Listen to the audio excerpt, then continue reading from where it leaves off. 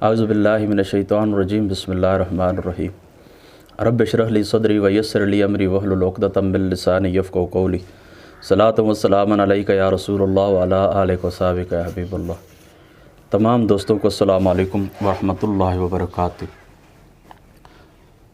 आप लोगों से मेरी गुफ्तगू होती रहती है, अकायद के ऊपर भी, अमाल के ऊपर भी हम गुफ्तगू करते हैं। मेरा जो फोकस होता है वो ज़्यादा अकायद के ऊपर होता है। उसकी वजह यह है कि अकायद अमाल की कमी पूरी करते हैं। यानी आपका अकीदा दुरुस्त हुआ अल्लाह ताला की ज़ात के साथ, उसके रसूल पाक सल्लल्लाहु ताला अलैहि वसल्लम की ज़ात पाक के साथ।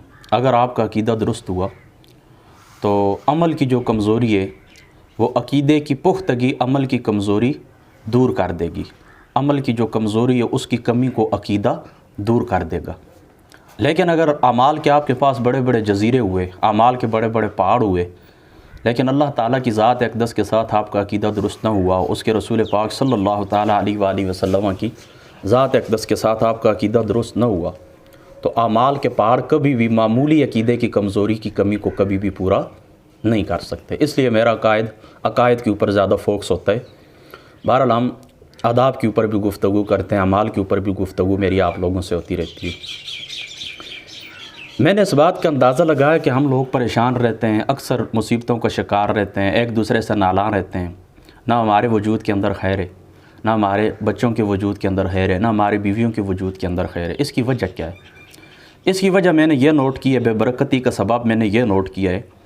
नंबर एक, जिन दिनों को, जिन रातों को, जिन शख्सियात को अल्लाह ताला की ज़ात अक़दस ने ताज़ीम अता की है, इज़्ज़त अता की है, शर्फ़ अता किया है, उनकी हम ताज़ीम नहीं करते, उनकी हम इज़्ज़त नहीं करते। इसी तरीके से शायर इस्लाम का हम एहतराम नहीं करते। बस जिस तरह ज़िंदगी एक डिगर के ऊपर जा रही है उसी तरह हम चलते रहते हैं। हमारी रूटीन के अंदर ज़रा बराबर भी फ़र्क नहीं आता। क्या अब अल्लाह ताला की पुकार क्या है? अज़ान मिल चुकी है। बल्कि इसी की चलो मैं एक बात आपको कर देता हूँ। अज़ान होती है, पढ़े लिखे लोगों को मैंने देखा है, कसम उठाता हूँ, पढ़े लिखे लोगों के घर के अंदर मैं बैठा हुआ होता हूँ, उलमा के साथ गुफ्तगू होती है, मैंने देखा है कि लोग अज़ान का एहतराम नहीं करते। अज़ान होती है, जिस तरीके से हमारी गुफ्तगू जारी होती है, सास बहू का झगड़ा जारी होता है उसी तरह जारी रहता है। बहन भाई आपस में बातें कर रहे हैं उसी तरह कर रहे हैं। दोस्त आपस में एक दूसरे को झूठी मोहब्बत के किस्से सुना रहे होते हैं, जारी रहते हैं। सफ़ेद काला कोट पहन कर वो कला हज़रात सफ़ेद झूठ बोल रहे होते हैं, उसी तरह अज़ान मिलती है, उसी तरह जारी रहता है। जज साहब बैठे होते हैं, कहते हैं कि इंसाफ के तकाज़ों को सामने रखते हुए, इसी तरीके से गवाहों की शहादत को सामने रखते हुए मैं ये फ़ैसला देता हूँ, वो भी झूठ बोल रहे होते हैं उसी तरह। यानी जितने भी मामलात हैं, अज़ान जिस वक्त मिलती है कोई बंदा भी खामोश नहीं होता, एक सेकंड के लिए भी कोई रुकने के लिए तैयार नहीं है। हालांकि फ़ुक़हा ने पता है क्या लिखा है? फ़ुक़हा लिखते हैं कि जब अज़ान हो जाए, अज़ान होना शुरू हो, तो अगर आप लोग कुरान की तिलावत के अंदर मसरूफ़ हैं, अगर आप कुरान की तिलावत के अंदर मसरूफ़ हैं, तो कुरान की तिलावत हो रही है तब भी आप लोग खामोश हो जाएँ, यानी तिलावत रोक दें, अज़ान का जवाब दें। लेकिन हम लोग, ये शायर इस्लाम है, अज़ान शायर इस्लाम में से, इसका कौन एहतराम करता है मुझे बताएं। अब इसका एहतराम क्या है ये भी मैं आपको बता देता हूँ, ताकि गुफ्तगू के अंदर तशनगी बाकी न रहे। अज़ान का एहतराम दोस्तों इस तरीके से कि आका अलैहिस्सलातु वस्सलाम ने फरमाया कि जब अज़ान मिले तो तुम अज़ान को जवाब दो, फिर जब अज़ान ख़त्म हो जाए मुझ पर दरूद पढ़ो, दरूद पढ़ने के बाद मेरे लिए अल्लाह ताला की बारगाह से वसीला तलब करो। तो इसके बदले में आपको क्या मिलेगा? हुज़ूर नबी पाक सल्लल्लाहु ताला अलैहि वसल्लम की शफ़ाअत आपके लिए हलाल हो जाएगी, आपके लिए वाजिब हो जाएगी। अब जिस वक्त मुअज़्ज़िन अज़ान देता है ना, अब मैं आपको पूरा तरीका बताता हूँ। वो कहता है अल्लाहु अकबर अल्लाहु अकबर अल्लाहु अकबर अल्लाहु अकबर। जब वो कह चुके तो आपने भी उसी तरह ही अल्लाहु अकबर अल्लाहु अकबर अल्लाहु अकबर अल्लाहु अकबर उसके पीछे पीछे कहना है। जब वो कहे अशहदु अल्ला इलाहा इल्लल्लाह अशहदु अल्ला इलाहा इल्लल्लाह, आपने भी उसके पीछे अशहदु अल्ला इलाहा इल्लल्लाह अशहदु अल्ला इलाहा इल्लल्लाह कहना। अब वो कहता है अशहदु अन्ना मुहम्मदुर रसूलुल्लाह। जब पहली मरतबा वो ये गवाही दे शहादतैन की, तो आपने क्या करना है? आपने इस तरह करना है, ये जो आपके अंगूठे हैं इनको चूम कर आँखों से लगाना और कहना है कुर्रतु ऐनी बिका या रसूलुल्लाह सल्लल्लाहु अलैहि वसल्लम। जब वो दूसरी मरतबा कहे अशहदु अन्ना मुहम्मदुर रसूलुल्लाह, तो आपने करना है सल्लल्लाहु अलैहि या रसूलुल्लाह। اگر کوئی شخص کہے کہ نہیں میں اس کو جائز نہیں سمجھتا ہوں، حالانکہ ہمارے نزدیک تو یہ مستحب ہے، کوئی فرض واجب نہیں ہے، مستحب ہے، وہ کہتا ہے میں اس طرح نہیں کرنا چاہتا ہوں، تو پھر وہ کرے صرف درود شریف پڑھے، صلی اللہ علیہ یا رسول اللہ کہہ دے، صلی اللہ علیہ وسلم کہہ دے، جس طرح وہ مناسب سمجھتا ہے، یا پھر جس طرح مؤذن نے کہا ہے اشہد ان محمد الرسول اللہ، یہ بھی پیچھے پیچھے اسی طرح کہہ دے۔ اب وہ کہتا ہے حی علی الصلاۃ، آپ نے کہنا ہے ولا حول ولا قوۃ الا باللہ العلی العظیم، یعنی یہ 4 کلمات ہیں نا، حی علی الصلاۃ، حی علی الصلاۃ، حی علی الفلاح، حی علی الفلاح، ان 4 کلمات کے پیچھے پیچھے آپ نے کیا کہنا ہے؟ ولا حول ولا قوۃ الا باللہ العلی العظیم۔ اب مؤذن کہتا ہے اللہ اکبر، آپ نے بھی کہنا ہے اللہ اکبر اللہ اکبر۔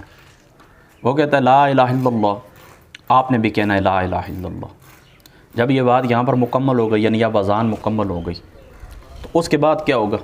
اس کے بعد آپ نے حضور علیہ الصلوۃ والسلام کی ذات اقدس پر درود شریف پڑھنا ہے۔ میں پڑھتا ہوتا ہوں الصلاۃ والسلام علیک یا رسول اللہ وعلی آلک وصحبک یا حبیب اللہ، اس میں حضور کی ذات اقدس کے اوپر درود و سلام بھی آ جاتا ہے، اور آپ کی آل پاک کے اوپر، آپ کے اصحاب کے اوپر بھی درود و سلام آ جاتا ہے۔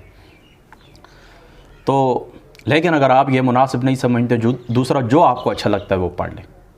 پھر وسیلے کی دعا کرنی ہے، کس طرح؟ اللہم رب ھذہ الدعوۃ التامۃ والصلاۃ القائمۃ آت محمد الوسیلۃ والفضیلۃ والدرجۃ الرفیعۃ وابعثہ مقاما محمودا الذی وعدتہ وارزقنا شفاعتہ یوم القیامۃ انک لا تخلف المیعاد۔ یہ اذان کا ادب ہے۔ اب مکمل ہو گئی نا بات، اس کے بعد پھر اپنے جو معمولات ہیں ان کے اوپر آپ شروع ہو جائیں۔ کتنی دیر لگتی ہے مجھے بتائیں؟ اور اس کا انعام کیا ملتا ہے؟ اس کا انعام یہ ملتا ہے کہ حضور کی شفاعت نصیب ہوگی، اور یہ ایمان کی طرف بھی اشارہ ہے، یاد رکھیں، یعنی مرتے وقت بندے کو ایمان نصیب ہوگا، کیونکہ شفاعت کس کے ساتھ خاص ہے؟ شفاعت خاص ہے ایمان کے ساتھ۔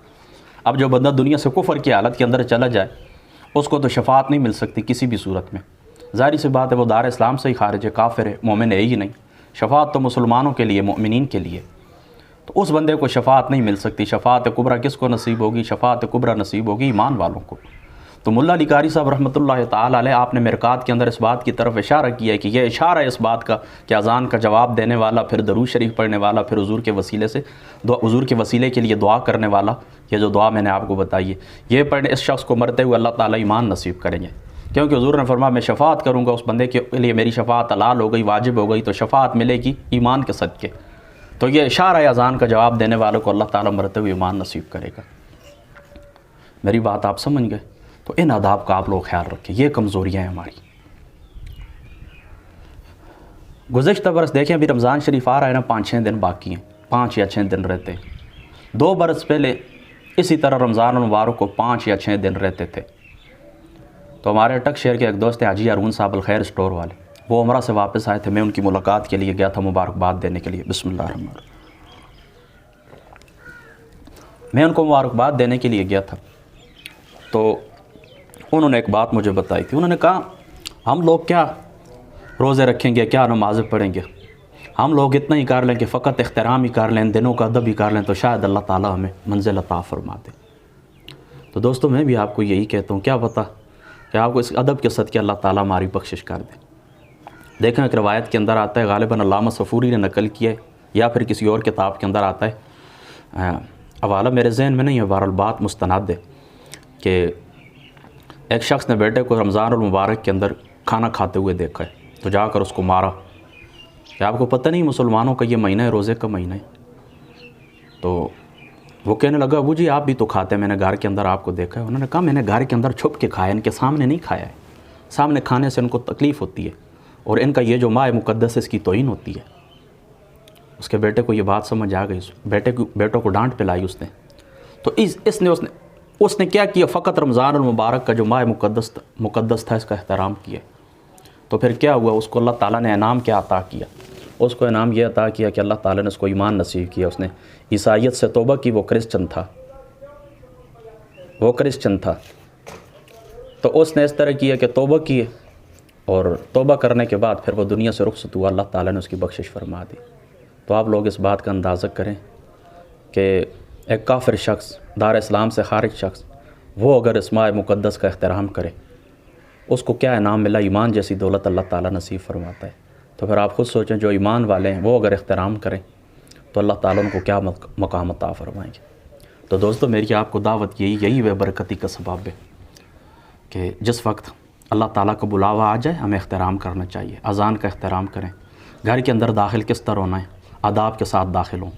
مسجد کے اندر داخل ہونا ہے، آداب کے ساتھ داخل ہوں. رات کو سونا ہے، آداب کے ساتھ سوئیں. سونے کے آداب ہیں، ان کا خیال رکھیں. پھر بندہ بیدار ہوتا ہے، اس کے آداب ہیں، اس کا خیال رکھیں. بندہ تجارت کرتا ہے، تجارت کے آداب ہیں، اس کا خیال رکھیں. دیکھیں یہ سیڑھیاں جہاں پر میں بیٹھا ہوں، یہ مسجد ہے. میں بھی یہاں سے اوپر آیا ہوں. اوپر آنے کا کیا آداب ہے؟ سیڑھیاں چڑھنے کا کیا آداب ہے کہ جس وقت آپ سیڑھیوں کے اوپر چڑھیں، گھر کی سیڑھیوں، مسجد کی ہوں، کسی لفٹ، کہاں پر بھی آپ اوپر چڑھیں تو کیا کریں؟ اللہ اکبر، اللہ اکبر. جب یہاں سے نیچے اترنا ہے تو کہیں سبحان اللہ، سبحان اللہ. کتنی دیر لگتی ہے، لیکن اللہ تعالیٰ راضی ہوتا ہے.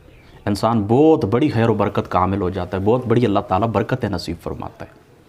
میری بات آپ لوگ سمجھ گئے نا؟ میں پھر اپنا جملہ دہراتا ہوں. شاعر اسلام کا احترام کرے. جن راتوں کو، جن دنوں کو اللہ تعالیٰ نے عزت عطا فرمائی، جن شخصیات کو اللہ نے عزت عطا فرمائی، آپ ان کی عزت کریں. قاضی ایاز مالکی نے شفا شریف کے اندر یہ حدیث پاک نقل کی ہے کہ قوم کا معزز تمہارے پاس آئے تو اس کی عزت کرو. گھر کے اندر داخل ہوں، آداب کا خیال رکھیں. مسجد کے آداب کا خیال رکھیں. قبرستان کے اندر داخل ہونے، اس کے آداب کا خیال رکھیں. جنازہ گاہ کے اندر داخل ہونے، اس کے آداب کا خیال رکھیں. کسی مریض کی تیمارداری کرنی ہے، جا کر اس کی بیمار پرسی کرنی ہے، اس کے آداب کا خیال رکھیں. کس طرح داخل ہونا، کیا الفاظ بولنے. کسی کے پاس تعزیت کے لیے جانا ہے، وہ الفاظ یاد کریں میں نے تعزیت کے کون سے لفظ کہنے. تو ان آداب کے ساتھ زندگی گزاریں، ادب و آداب کا خیال رکھیں. انشاءاللہ تعالیٰ آپ دیکھیں گے کہ آپ کی زندگی کے اندر انقلاب آئے گا. آج صرف ایک پہلی بات جو میں نے اذان کے متعلق کی، آپ صرف اتنا کریں، اپنے گھر والوں کو روک دیں. جس وقت اذان شروع ہو یا بالکل خاموش ہو جائیں، جس طرح ہم ایک دوسرے کو جانتے ہی نہیں. خاموشی سے اذان کا جواب دیں، پھر اللہم رب ہذہ الدعوۃ التامہ پڑھ کر پھر دیکھیں آپ کے گھروں کے اندر اللہ تعالیٰ کی رحمت کو آپ نے اپنی آنکھوں سے اترتے ہوئے نہ دیکھا ہے تو جو سزا چور کی وہ سزا میری. بس اللہ تعالیٰ سمجھ کی توفیق عطا فرمائے. السلام علیکم ورحمۃ اللہ.